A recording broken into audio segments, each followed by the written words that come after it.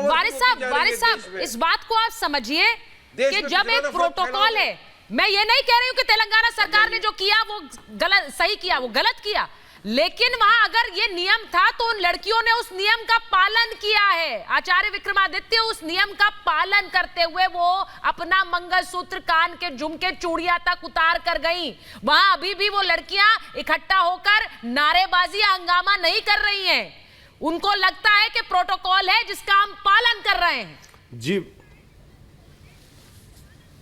जी बिल्कुल सुचारिता जी, जिस प्रकार की बात कर रहे हैं आप, बिल्कुल एक यूनिफॉर्म की, मुझे बताइए, बड़ी विचित्र बात लग रही है, लेकिन जो ग्राफिक में दिखाई दे रहा है वहां किसी भी बच्चे ने कोई यूनिफॉर्म नहीं पहन रखी थी, यूनिफॉर्म की कोई पाबंदी नहीं थी, लेकिन उसके बाद भी अब वहां कहा गया, लेकिन ये हुआ।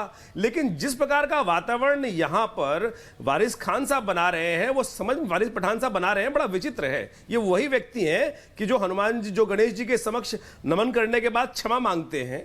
जबरदस्ती, बेचारे आदमी अच्छे हैं लेकिन बेचारे गलत पॉलिटिकल पार्टी में फंस गए हैं, जिस कारण से इन्होंने क्षमा भी मांगी थी, लेकिन इनका समस्या कुछ और है। लेकिन ये बेचारे जो बोल रहे हैं आज कहीं और से डंडा आ रहा है, जिसके कारण से इनको ऐसा बोलना पड़ता है। लेकिन ये भी समझ रहे हैं कि इस देश में जो हो रहा है बड़ा गलत हो रहा है, केवल तुष्टीकरण के लिए किया जा रहा है, केवल पॉलिटिकल। सोचिए, जिन लड़कियों का मंगलसूत्र उतरवा दिया गया, चूड़ी तोड़वा दी गई, उसके बाद वो एग्जाम दे रहे हैं, कैसी हीन भावना उनके मन में रही होगी। वो एग्जाम देगी बेचारी, या उसको बताइए कि मंगलसूत्र भारतीय संस्कृति में कहा जाता है कि पति की आयु के लिए व्यक्ति पहनता है, शादीशुदा लड़की है, और जब वो पहन के अंदर जा रही है, उतरवा के अंदर जा रही है, तो सबसे पहले तो बेचारी को मनोमस्तिष्क किस प्रकार का होगा, हीन भावना उत्पन्न की जा रही है। क्या सेकुलर देश के अंदर सेक्शन 14 का उल्लंघन नहीं? आर्टिकल 14 क्या कहता है कि सबको बराबर का अधिकार हो। मुझे बताइए, अभी बार बार एक हाई कोर्ट, सुप्रीम कोर्ट के डिसीजन की बात कर रहे हैं। अरे सुप्रीम कोर्ट का डिसीजन नहीं आया है भाई साहब, अभी सुप्रीम कोर्ट का डिसीजन नहीं आया है, अभी वो डिसीजन पेंडिंग हो गया है।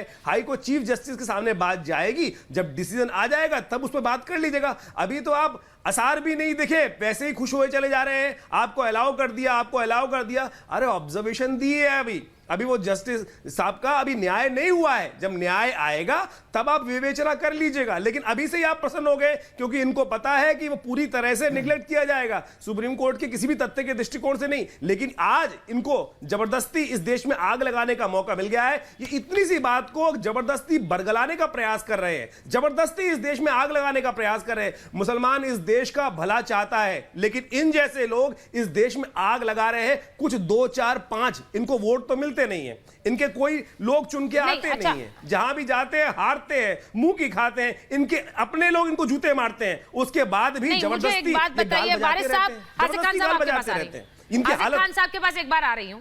आचार्य जी,